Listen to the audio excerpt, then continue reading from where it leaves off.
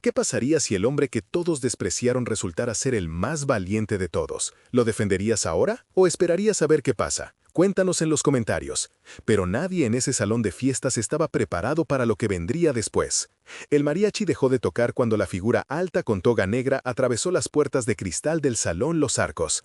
La jueza Elena Vázquez nunca había pisado un lugar de fiestas infantiles en Polanco, pero ahí estaba, escaneando el elegante salón con la misma intensidad que traía a su juzgado.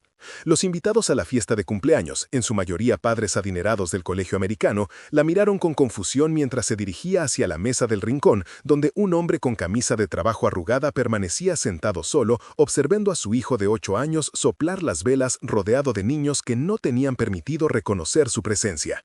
Miguel Santos había estado sentado ahí durante 20 minutos, fingiendo que el café frío le sabía bien y que su corazón no se estaba rompiendo en pedazos. Su exesposa Fernanda había sido muy clara. Podía asistir a la fiesta de cumpleaños de Sebastián, pero no era bienvenido en la mesa principal. No podía aparecer en las fotos. Simplemente estaba ahí como una obligación legal, nada más. Pero cuando los tacones de la jueza Vázquez resonaron contra el piso de mármol, cargando un documento oficial en sus manos, todos en ese salón estaban a punto de aprender que a veces la ley tiene una manera de corregir las injusticias en los lugares más inesperados. Para entender cómo llegamos a este momento, tenemos que regresar a donde realmente comenzó la historia de Miguel, no con su divorcio, sino con una promesa que le hizo a una mujer moribunda hace 3 años. Miguel había estado casado con Fernanda durante 12 años cuando llegó el diagnóstico de cáncer. No el diagnóstico de Fernanda, sino el de su hermana menor, Lupita.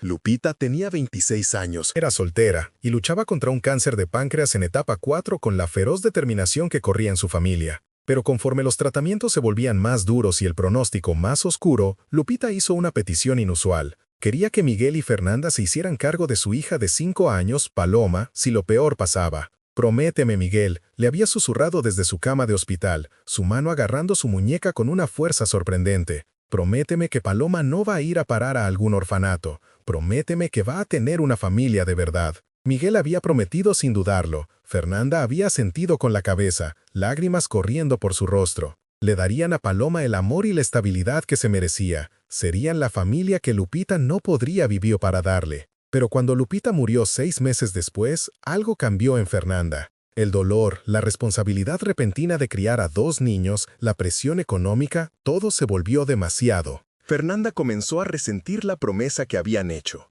Comenzó a resentir la presencia de Paloma en su hogar. Y lentamente, inevitablemente, comenzó a resentir a Miguel por mantener su palabra.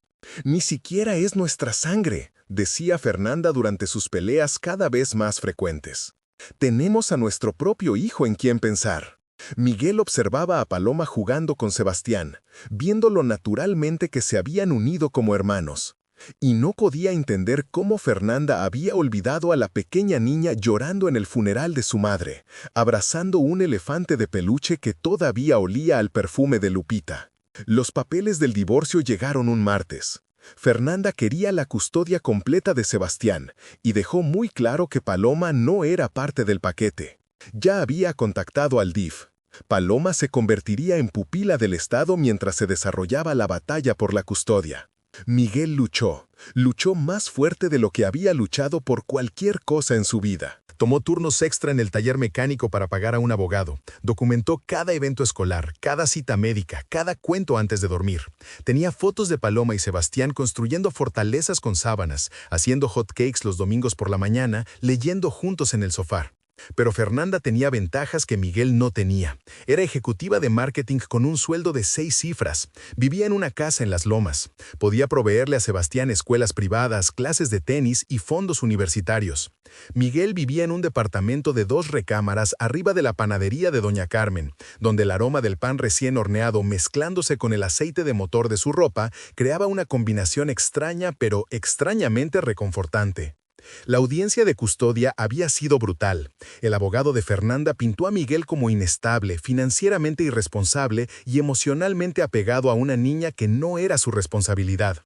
El abogado de Miguel, un defensor público sobrecargado de trabajo que lo había conocido 20 minutos antes de la audiencia, apenas montó una defensa. La jueza Vázquez había otorgado a Fernanda la custodia primaria con derechos de visita limitados para Miguel. Pero también había hecho algo inusual. Había sellado ciertos documentos en el expediente del caso y programado una audiencia de seguimiento en 6 meses. En ese momento, Miguel había estado demasiado destrozado para entender por qué. Eso había sido hace 6 meses. Desde entonces, Miguel había visto a Sebastián cada 2 fines de semana y los miércoles por la noche, cuando Fernanda lo permitía. Paloma había sido colocada con una familia de acogida al otro lado de la ciudad. A Miguel se le permitían visitas supervisadas una vez a la semana, durante las cuales Paloma se aferraba a él y preguntaba cuándo podía regresar a casa. «Pronto, mi amor», le decía, aunque ya no estaba seguro de si esa era una promesa que podía cumplir. «Pronto». La invitación a la fiesta de cumpleaños había llegado con condiciones. Miguel podía asistir, pero no podía sentarse con la familia, no podía aparecer en fotos, no podía darle a Sebastián su regalo frente a los otros padres. Fernanda se había asegurado de que todos entendieran que Miguel estaba ahí por tolerancia, nada más. Así que Miguel se había sentado en su rincón, viendo a su hijo reír con niños cuyos padres susurraban sobre el papá irresponsable que ni siquiera podía permitirse llevar a su hijo a Disney World. Había visto al nuevo novio de Fernanda, un gerente de banco llamado Ricardo que manejaba un Audi y usaba una colonia que probablemente costaba más que la renta mensual de Miguel, ayudar a Sebastián a cortar su pastel y posar para fotos como si ya fuera el padrastro del niño. Pero Miguel también había notado algo más. La jueza Vázquez había entrado al salón exactamente a las 3 de la tarde, tal como había dicho que lo haría. Y estaba cargando el mismo sobresellado que había sostenido durante esa audiencia de seguimiento esa mañana, la audiencia a la que Fernanda y su abogado de alguna manera no habían logrado asistir. Dinos en los comentarios desde dónde nos estás viendo, porque lo que pasó después podría cambiar para siempre las leyes de custodia en México. La jueza Vázquez se acercó a la mesa de Miguel con el paso medido de alguien acostumbrado a dar noticias que cambian vidas. El salón se había quedado completamente en silencio. Incluso Sebastián había dejado de masticar su pastel, betún de chocolate todavía en su barbilla, mirando a la mujer que se veía lo suficientemente importante como para hacer que su padre se enderezara. «Señor Santos», dijo la jueza Vázquez, su voz resonando por todo el salón ahora silencioso. «Creo que necesitamos completar algunos asuntos pendientes». Fernanda saltó de su silla, su rostro pálido.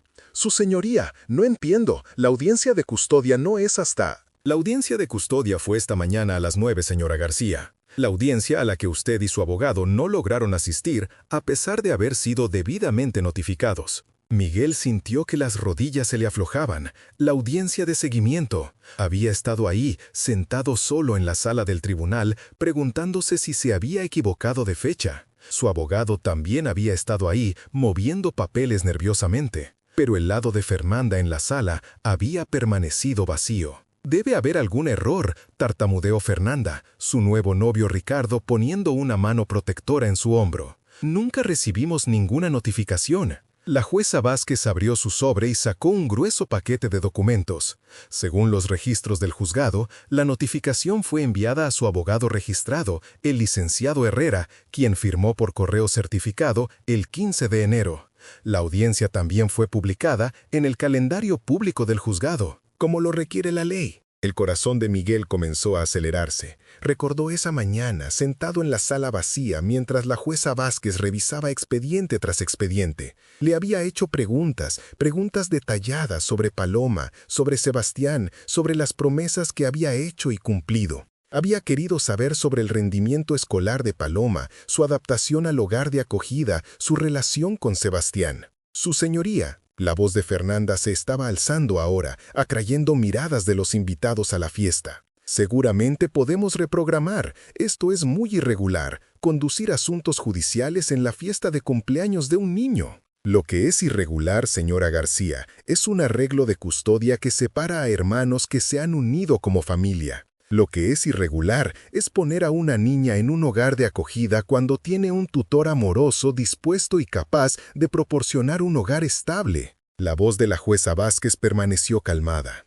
Pero había un filo en ella que hizo que todos en el salón prestaran atención. Se volteó para dirigirse al salón. «Hace 6 meses tomé una decisión preliminar de custodia basada en consideraciones financieras y condiciones de vivienda. Pero también ordené una revisión comprensiva del bienestar y adaptación de los niños. Esa revisión incluyó entrevistas con maestros, terapeutas, trabajadores sociales y los niños mismos. Las manos de Miguel estaban temblando. No sabía hacia dónde iba esto, pero la esperanza que crecía en su pecho se sentía peligrosa. Había sido decepcionado demasiadas veces antes. Los hallazgos fueron claros, continuó la jueza Vázquez sacando otro documento. Paloma Santos, a pesar de no ser hija biológica del señor Santos, muestra angustia emocional significativa cuando es separada tanto de él como de Sebastián. Sebastián Santos muestra signos de ansiedad y cambios de comportamiento consistentes con trauma de separación. Ambos niños han expresado repetidamente su deseo de permanecer juntos bajo el cuidado del señor Santos. Fernanda estaba marcando frenéticamente en su teléfono, presumiblemente tratando de contactar a su abogado. Ricardo había pasado de protector a nervioso, claramente incómodo con el drama legal que se desarrollaba en lo que se suponía era una simple fiesta de cumpleaños. Además, dijo la jueza Vázquez, su voz haciéndose más fuerte, mi investigación reveló que la señora García ha hecho declaraciones a oficiales escolares y de servicios sociales indicando su falta de voluntad para mantener cualquier relación entre Sebastián y Paloma, a pesar de su vínculo establecido como hermanos. La jueza sacó una grabadora. Señora García, ¿recuerda una conversación con la trabajadora social de Paloma el 3 de marzo de este año? El rostro de Fernanda se puso blanco. Yo no recuerdo. La jueza Vázquez presionó reproducir.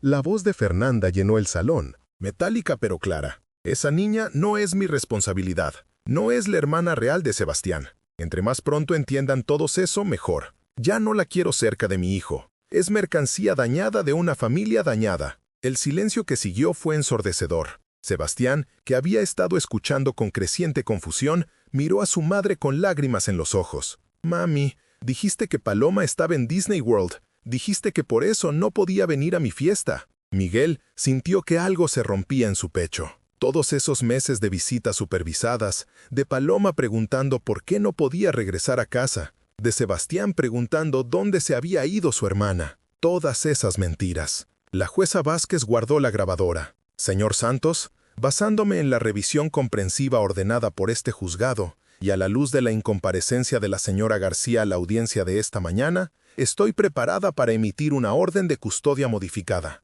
Le entregó a Miguel el primer documento. Por la presente se le otorga custodia legal y física completa de Paloma Santos, con los derechos parentales de la señora García respecto a Paloma terminados debido a abandono y falta de proporcionar cuidado apropiado. La visión de Miguel se nubló, no podía hablar. Además, continuó la jueza Vázquez, basándome en evidencia de alienación parental y abuso emocional, se le otorga custodia primaria de Sebastián Santos, con derechos de visita supervisados para la señora García pendientes de completar terapia ordenada por el juzgado. El salón estalló. Fernanda estaba gritando en su teléfono, tratando de contactar a su abogado. Varios padres estaban sacando sus propios teléfonos para grabar la escena. Ricardo se estaba alejando, claramente queriendo no tener nada que ver con la pesadilla legal en la que había tropezado. Pero Miguel solo tenía ojos para Sebastián, quien había saltado de su silla y corría hacia él, pastel de chocolate olvidado. Lágrimas corriendo por su rostro de 8 años. Papi, ¿esto significa que Paloma puede regresar a casa? ¿Significa que podemos ser una familia otra vez? Miguel atrapó a su hijo en sus brazos, sosteniéndolo fuerte contra su pecho. Sí, mijo, sí, así es. La jueza Vázquez no había terminado. Señor Santos, hay una cosa más. El juzgado también ha revisado su situación financiera y determinado que la señora García debe una pensión alimenticia significativa por el cuidado de Paloma durante el período de separación. Además, será responsable de los gastos terapéuticos de Paloma y el costo de la terapia de reunificación para ambos niños. Le entregó otro documento. Esta es una orden liberando a Paloma de cuidado de acogida inmediatamente. Su trabajadora social está esperando afuera para traerla con usted. Miguel miró hacia arriba a través de sus lágrimas para ver una figura familiar en la entrada. La licenciada Morales, la trabajadora social de Paloma. Estaba sosteniendo la mano de una niña pequeña con colitas y un vestido amarillo. Paloma lo vio y se liberó, corriendo por el salón más rápido de lo que él había visto moverse jamás. ¡Papi Miguel! ¡Sebastián! Se lanzó a su abrazo y por primera vez en 6 meses, Miguel se sintió completo. Los invitados a la fiesta de cumpleaños observaron con asombro mientras los tres se abrazaban, llorando y riendo y hablando todos a la vez. Algunos estaban filmando, otros se estaban limpiando sus propias lágrimas. Algunos todavía miraban a Fernanda, quien ahora gritaba en su teléfono sobre apelaciones e injunciones de emergencia. La jueza Vázquez recogió sus papeles. Señor Santos, el juzgado reconoce que usted ha honrado cada compromiso que ha hecho, a pesar del considerable costo personal. Le prometió a una mujer moribunda que su hija tendría una familia. Mantuvo esa promesa incluso cuando le costó su matrimonio. Luchó por ambos niños incluso cuando el sistema parecía estar en su contra. Hizo una pausa, mirando a los tres todavía envueltos en su abrazo grupal. El juzgado también reconoce que la familia no se trata solo de biología. Se trata de amor, compromiso y la voluntad de luchar unos por otros. Por esa definición, ustedes tres han sido una familia todo este tiempo. Comparte en los comentarios si has experimentado algo similar, porque lo que pasó después lo cambió todo. Mientras la jueza Vázquez se preparaba para irse, Sebastián tiró de su toga. Su señoría, gracias por traer a mi hermana a casa. Pero, ¿por qué vino aquí? ¿Por qué no le habló por teléfono a mi papá? La jueza Vázquez se arrodilló al nivel de los ojos de Sebastián, su severo comportamiento de sala suavizándose. Porque, jovencito, a veces la justicia necesita testigos. A veces la gente necesita ver que hacer lo correcto importa, incluso cuando es difícil, incluso cuando te cuesta todo. Miró alrededor del salón a los otros padres, muchos de los cuales habían estado susurrando sobre Miguel solo minutos antes. Y a veces esos testigos necesitan recordar que están viendo la vida de alguien cambiar para siempre. Miguel se levantó lentamente, todavía sosteniendo la mano de Paloma, Sebastián presionado contra su costado. Su señoría, no sé cómo agradecerle. Mantenga sus promesas, señor Santos. Siga siendo el padre que ambos niños merecen. Eso es agradecimiento suficiente. Mientras la jueza Vázquez salía del salón, la atmósfera cambió completamente. Varios padres se acercaron a Miguel para presentarse apropiadamente, algunos ofreciendo citas de juego y números de teléfono. La señora García supuso que ya no era Fernanda Santos, había salido furiosa con Ricardo, todavía gritando en su teléfono sobre apelaciones que nunca llegarían.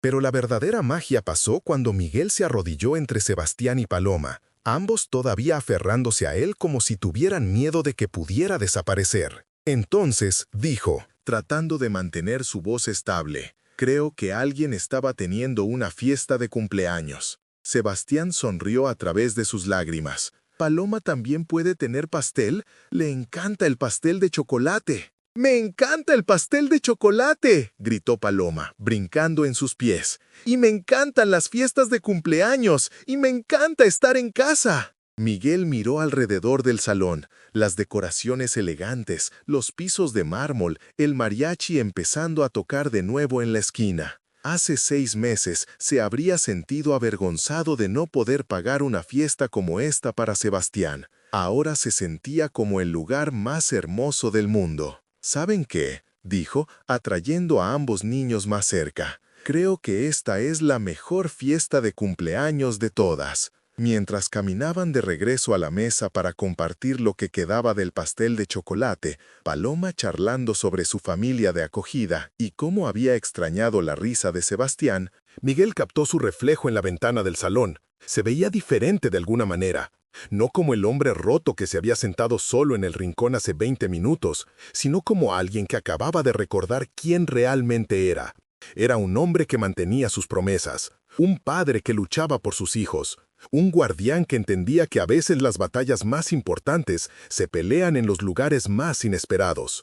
Los otros padres observaron mientras Miguel cortaba pedazos frescos de pastel para Paloma, mientras Sebastián le mostraba los regalos que había recibido, mientras los tres se reían de algo que Paloma susurró que casi hizo que Sebastián escupiera leche con chocolate por la nariz. Lo que estaban viendo no era solo una reunión familiar. Era un recordatorio de que el amor no se trata de circunstancias perfectas o saldos bancarios o direcciones en colonias residenciales. El amor se trata de aparecer. El amor se trata de mantener promesas incluso cuando cuestan todo. El amor se trata de luchar unos por otros, especialmente cuando el sistema dice que no puedes ganar. ¿Habrías hecho lo mismo en su lugar? Cuéntanos en los comentarios, porque la historia de Miguel no termina aquí. 3 meses después, Miguel recibió una llamada de doña Carmen, su casera que era dueña de la panadería de abajo. Se estaba haciendo mayor, dijo, y necesitaba a alguien para ayudar a manejar el negocio. Alguien confiable, alguien bueno con los niños, alguien que entendiera que los ingredientes más importantes en cualquier receta son el amor y la paciencia. El departamento venía con el trabajo, junto con un pequeño salario y un porcentaje de las ganancias. Más importante, venía con algo que Miguel nunca había esperado tener de nuevo: estabilidad. Paloma y Sebastián podían bajar después de la escuela para hacer tarea en las mesas de la panadería. Podían ayudar con tareas simples, aprendiendo el valor del trabajo duro y la satisfacción de crear algo hermoso con sus propias manos. Paloma resultó tener el talento de su madre para decorar pasteles. Sebastián descubrió que tenía un don para el servicio al cliente, encantando a los clientes regulares con su sonrisa brillante y su charla interminable sobre las habilidades artísticas de su hermana. Los domingos cerrarían la panadería y pasarían el día juntos, a veces en el parque, a veces en el cine, a veces simplemente en casa leyendo libros y construyendo fortalezas como solían hacer. Fernanda llamaría ocasionalmente, queriendo ejercer sus derechos de visita supervisados, pero su corazón nunca estaba realmente en eso. Se había mudado a Guadalajara con Ricardo, había empezado una nueva vida donde no tenía que explicar por qué había renunciado a sus hijos por un hombre que vendía seguros y manejaba un Audi. Miguel ya no la odiaba por eso. Entendía que no todos están hechos para el tipo de amor que requiere sacrificio. No todos pueden mantener promesas cuando mantenerlas cuesta todo lo que pensabas que querías. Pero en las mañanas tranquilas de domingo, cuando Paloma se acurrucaba junto a él con un libro y Sebastián practicaba leyendo en voz alta para ambos, Miguel sabía que había tomado la decisión correcta. Cada decisión, cada sacrificio, cada momento de duda y miedo y lucha financiera había llevado a esto: a dedos manchados de chocolate y cuentos antes de dormir, y 2 niños que lo llamaban papi porque se había ganado el título en todas las formas que importaban. La jueza Vázquez había tenido razón ese día en el Salón Los Arcos. La familia no se trata de biología, se trata de amor, compromiso y la voluntad de luchar unos por otros. Se trata de mantener promesas a hermanas moribundas y creer que a veces lo correcto también es lo más difícil. Se trata de entender que la sala de tribunal más importante no siempre es la que tiene columnas de mármol y la bandera mexicana. A veces es un salón de fiestas elegante en Polanco, donde la justicia llega en forma de una jueza que cree que cada niño merece a alguien dispuesto a luchar por ellos. Y a veces, si tienes mucha suerte y mucha determinación y estás muy dispuesto a mantener tus promesas sin importar lo que cuesten, la justicia gana. Miguel mantuvo los documentos del juzgado enmarcados en la oficina de la panadería, no como trofeos, sino como recordatorios. Recordatorios de que hacer lo correcto no siempre es fácil, pero siempre vale la pena. Recordatorios de que el amor no se trata de circunstancias perfectas o recursos ilimitados o aprobación de gente que nunca ha tenido que elegir entre su comodidad y el bienestar de alguien más. El amor se trata de aparecer, incluso cuando aparecer es difícil. El amor se trata de mantener promesas, especialmente cuando mantenerlas cuesta todo. El amor se trata de creer que la familia es algo que construyes con tus decisiones, no algo que heredas con tu ADN. Y a veces, el amor se trata de sentarte en un rincón en un salón elegante, viendo a tus hijos soplar velas de cumpleaños y saber que cada sacrificio que te trajo a ese momento valió la pena. Porque al final, la única aprobación que importa es la que viene de 2 niños que confían en que mantendrás tus promesas, sin importar qué tan imposibles puedan parecer. La que viene de ser el héroe de alguien, no porque seas perfecto, sino porque cuando más importó, elegiste el amor sobre la comodidad, las promesas sobre la conveniencia y la familia sobre todo lo demás que el mundo dijo que era más importante. Suscríbete para más historias poderosas como esta y haz clic en el video en la pantalla para ver el siguiente, con un giro tan poderoso que nunca lo olvidarás.